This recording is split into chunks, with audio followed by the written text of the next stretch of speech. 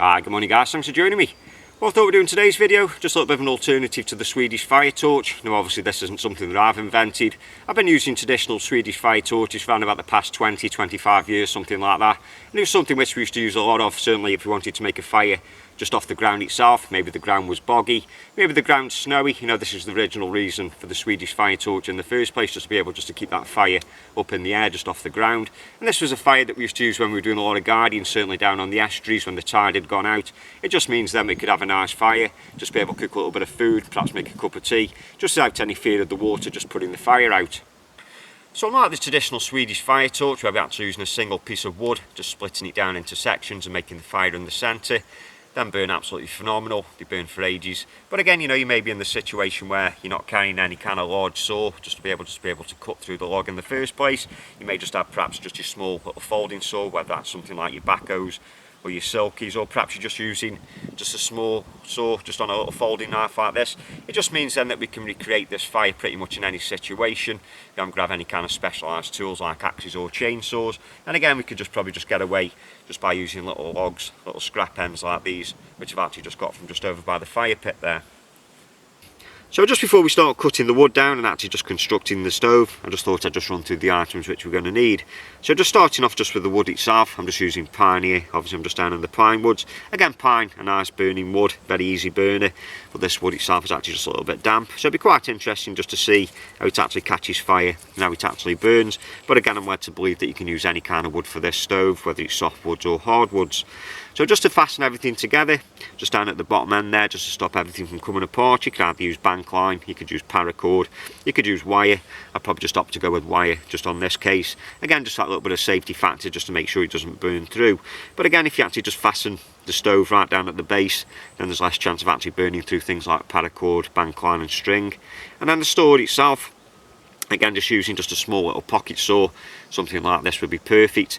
And this again, you know, just shows that you don't need the specialised tools, you don't need the chainsaws and the bow saws. Just be able to just replicate just a smaller version, and again it may get you out of a pickle, but again it might be just a nice stove just to be able to make and to use, certainly in the wet weather, if it is that you need to have a fire down on the ground.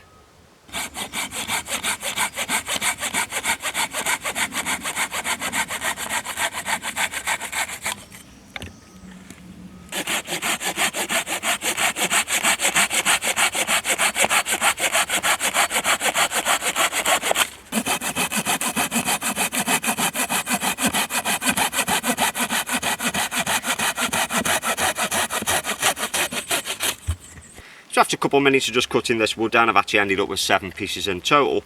So what I've actually got here is 6 longer pieces and a smaller centrepiece. And what I'm going to do now, I'm just going to show you just how to put everything together and just show you just how it works. But one thing I'd always suggest is, if you can, something that I haven't done myself here, is try and select the wood from a single piece. That way you know it's going to have the similar kind of dryness to it. It's also going to be the same kind of density. What I've actually got here, you know, a little bit of different kind of pieces of wood. Some of it's a little bit more wetter than the other, some of it's just a little bit more punkier. So obviously this isn't going to burn as evenly as what I'd like, but if it is, you know, just for making just a quick cup of tea, I can't really see that being an issue. So when it comes now to constructing the stove itself, I've actually opted just to go with the bank line. I feel it's just going to bind just that little bit more easier. And again, you know, day to day, there's more chance of me actually carrying something like this or paracord than perhaps what there would be with the wire. So all I've done, if the camera will pick it up, I've just tied just a little loop just at one end, just fed the other end through, just basically just making a little bit of a slip knot, and we're just forming there just a little bit of a noose. So I'm just going to lie this just down on the ground, just like so, and then we're just going to place the logs in. We're just going to wrap it around and just start forming things together. So just starting off just with the small little centre platform, I'm just going to place that in the middle, and I'm just going to position these just around the outside, just so that they're touching this log here. Just going to go around backwards, just so it's a little bit easier for yourself to see. Like I mentioned, just a case now just working just these logs around. And this part obviously is going to be fiddly, you know, so a little bit of patience.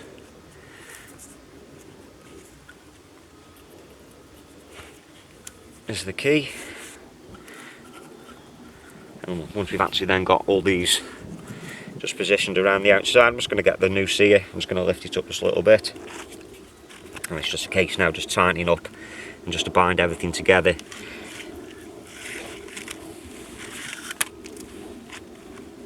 Just like so.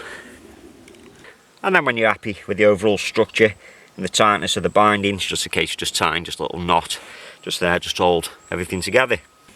So when it comes to lighting one of these Swedish fire stoves, or what we've got here, just a little alternative, very similar kind of things as what we use with the Twig Stove. So what I've got, little pieces of birch bark, some fat wood, and a handful here of small little pine twigs. So we're just going to make just the initial fire just in the centre. After around about 5 or 10 minutes, things should start burning from the inside. And then once this is all burnt out, hopefully this little stove itself has caught fire, and this is what we're going to use for cook and also boil the water on.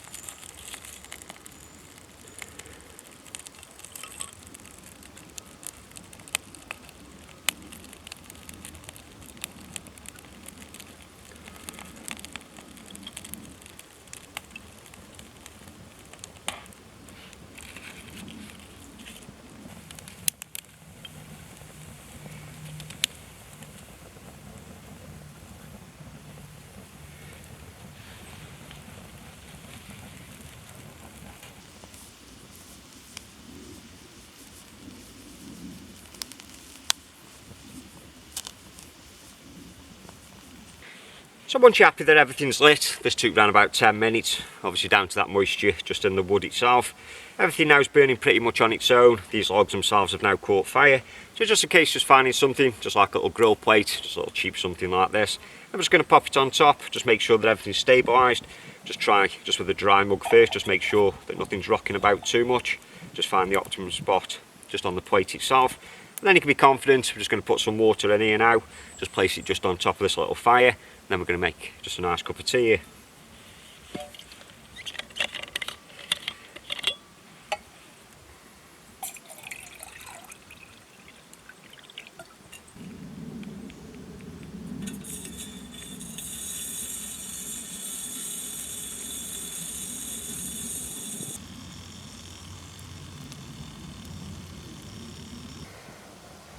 As you can see now, that water's come to the boil, and that was very quick. That only took 4 minutes, so you've got to imagine the kind of heat that's coming off all those logs there. So I'm just going to let this burn out. I'm not going to bore you to death, you know, obviously make you watch the entire thing burn out. I'll just let you know just towards the end of the video just how long it actually took just to burn out itself.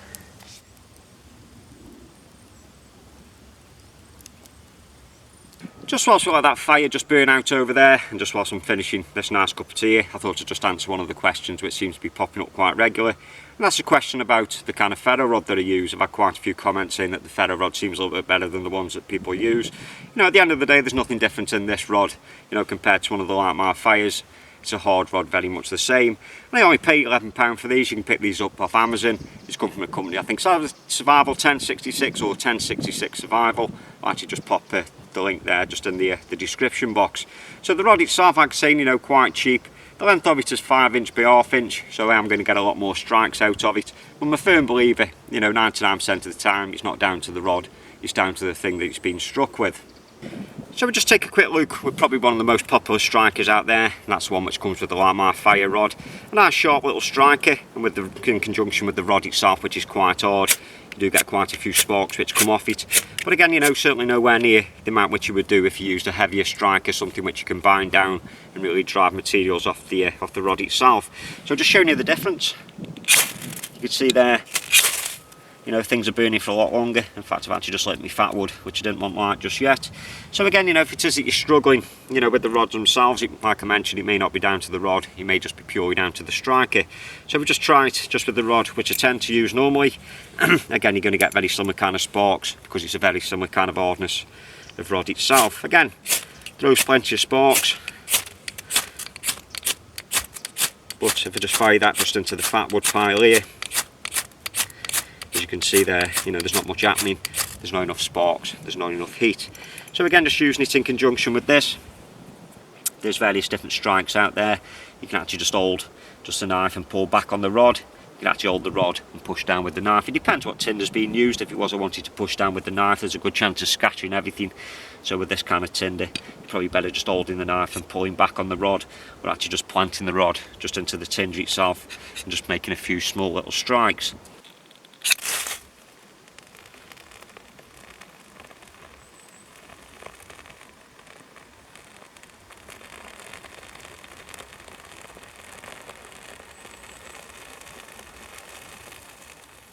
So just taking a quick look now of how this is actually burnt down. It's been burning for around about an hour and a half, and there's still quite a little bit left.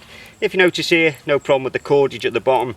Probably just a little bit of that tar is just starting to soften up just in the bank line, but it certainly hasn't burnt through. If it is that you want to just create just a little bit more heat, you know, if it is that you wanted to cook some food or whatever it may be, just showing here that this little stove or this little fire here, you know, certainly got the burn time and certainly got the heat. It's just a case then of just pushing the tops in, just making things just touch, and then what it'll do is just burn just that little bit more efficiently again, grab hold of the fuel, and then the flames should start rising just above the top again.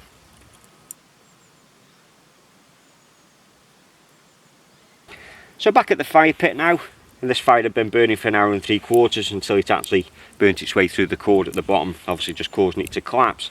So again, you know, if it was that you're going to use wire, it'd obviously burn for a bit longer, but again, like I mentioned, you know, 99% of the time I've always got bank line or paracord with me, so that's probably the first thing which I go for.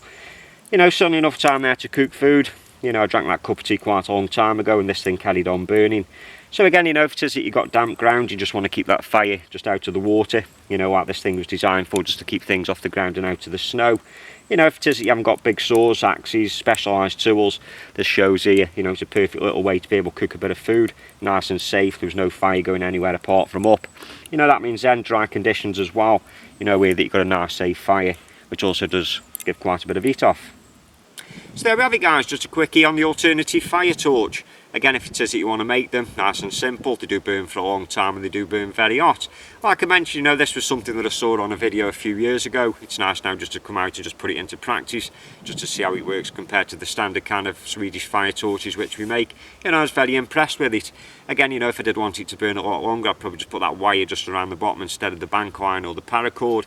You know, but this is all practice, you know, it's all just learning what it's all about. And for you guys which asked the questions about the ferro rod, I hope, you know, that answered a few of the questions. If you've got any more questions, please, you know, just ask, you know, and I'll certainly try my best to answer. So like always guys, I'll just leave and say thanks a lot for stopping by and watching the video. Like always, until next time, you take care, and I'll see you again.